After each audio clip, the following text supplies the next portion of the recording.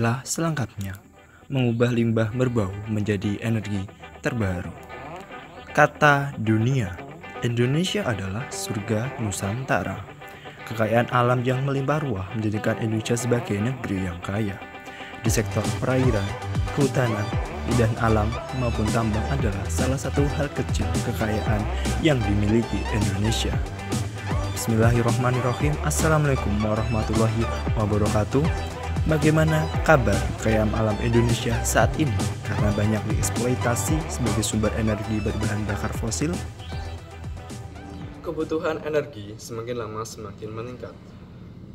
Minyak dan gas merupakan sumber energi utama yang sampai saat ini masih digunakan. Sejak tahun 1995, tingkat produksi minyak di dunia mengalami penurunan. Akan tetapi, kebutuhan masyarakat menggunakan energi semakin bertambah, sehingga akan berdampak pada kelangkaan bahan bakar minyak.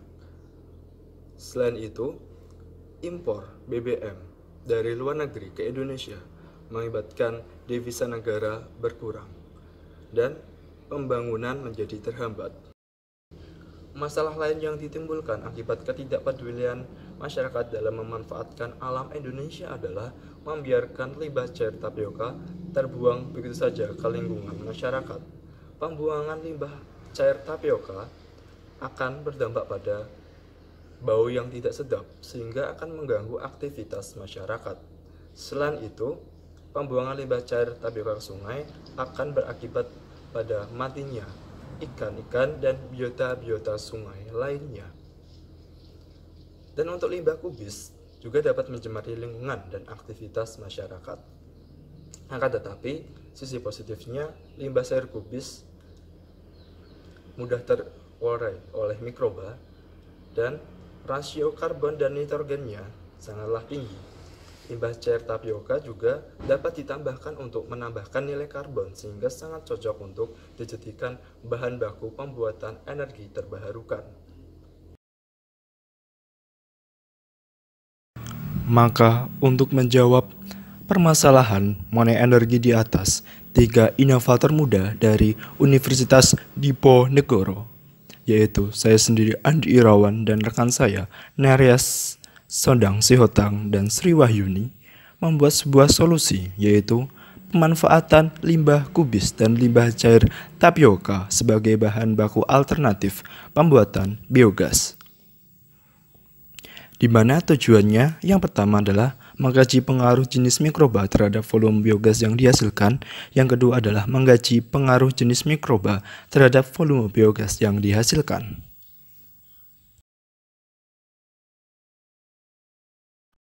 Biogas sendiri merupakan gas yang dihasilkan dari aktivitas anaerobik dari bahan organik.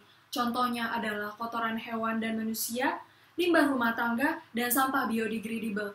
4 poin penting dalam biogas yang pertama adalah terdiri dari metana 45% sampai 75%, karbon dioksida terdiri dari 25% sampai 55%, dan impuritas. Poin yang kedua adalah semakin tinggi kandungan metana, maka semakin besar juga kalor pada biogas. Yang ketiga adalah tingginya kandungan metana dipengaruhi oleh bahan organik yang digunakan. Yang keempat adalah pemilihan bahan organik ditentukan dari rasio kadar karbon dan nitrogen yang terkandung dalam bahan. Ini digunakan 3 tahapan, yaitu tahap persiapan, tahap operasi, dan tahap analisa. Bahan bakunya sendiri yaitu limbah sayur kubis, limbah cair industri tepung tapioka, dan lumpur aktif. Bahan analisanya yaitu NaOH, HCl, dan juga HNO3.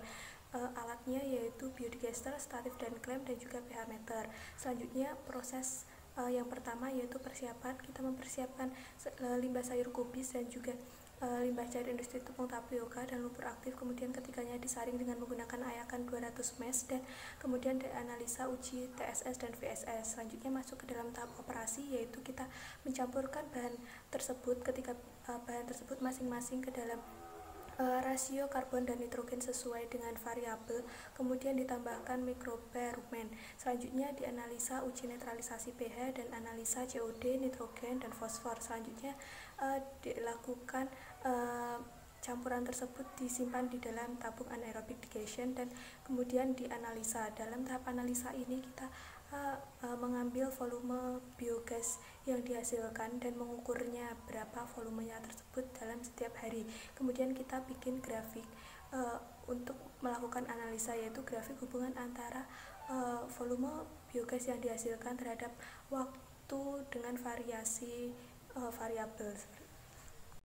Pada penelitian ini, mikroba yang digunakan adalah mikroba jenis rumen dengan perbandingan F/M 0,5 selama 60 hari hingga pertumbuhannya telah mencapai fase kematian, di mana rasio C/N adalah 20, 25, dan 30. Dari hasil penelitian yang kami dapatkan adalah volume biogas fungsi waktu, di mana laju produksi biogas secara umum memiliki kecenderungan yang sama dengan laju pertumbuhan bakteri. Pembentukan biogas terjadi karena adanya proses dekomposisi anaerobik dari bakteri. Pada tabel ini, setiap fase terjadi pada hari yang berbeda. Setiap variabelnya. Hal ini dikarenakan banyak aspek yang mempengaruhi pertumbuhan bakteri terkait dengan metabolisme bakteri itu sendiri, antara lain pH, penggunaan karbon dan sumber energi, efisiensi degradasi substrat, sintesis protein, dan berbagai materi penyimpanan dan pelepasan produk metabolisme dari dalam sel.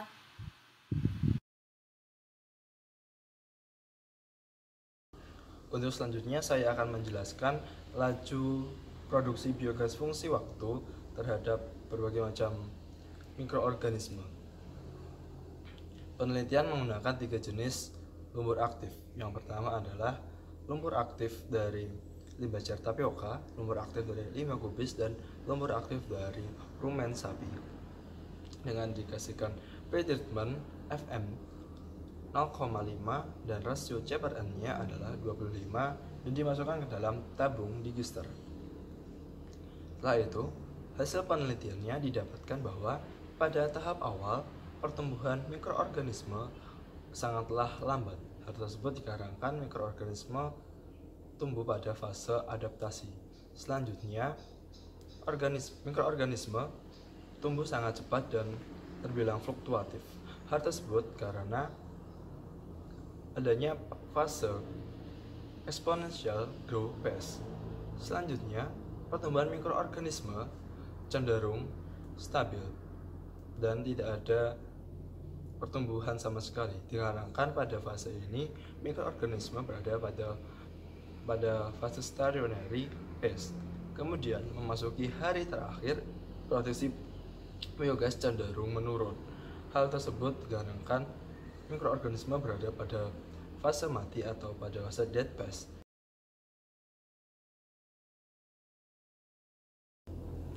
Untuk penjelasan tabel, dari tabel di atas terlihat bahwa fase terjadi pada hari yang berbeda dan perubahan volume per perubahan waktu terbesar pada variabel yang menggunakan lumpur aktif dari rumen sapi sebagai mikrobanya. Secara praktis, penambahan lumpur aktif memberikan dampak yang signifikan dibandingkan dengan tidak memberikan lumpur aktif sedikitpun. Dari uraian tersebut dapat disimpulkan bahwa mikroba yang paling umum digunakan, yang paling optimum adalah menggunakan mikroba dari rumen. Kesimpulan dalam penelitian ini adalah dari keseluruhan variabel yang dilakukan didapatkan pada yield terbanyak dalam produksi biogas adalah sebesar 115,9 liter biogas per kilogram COD yang dihasilkan pada fase stasioner variasi rasio karbon nitrogen 25 dengan mikroba rumen. Oleh karena itu, kita sebagai generasi penerus bangsa, mari kita jaga ketahanan energi nasional dengan mengurangi konsumsi bahan bakar minyak dan kita beralih pada sumber energi yang mudah terbarukan. Sekian presentasi dari kelompok kami. Bila ada salah kata ataupun perbuatan, kami mohon maaf. Wassalamualaikum warahmatullahi wabarakatuh.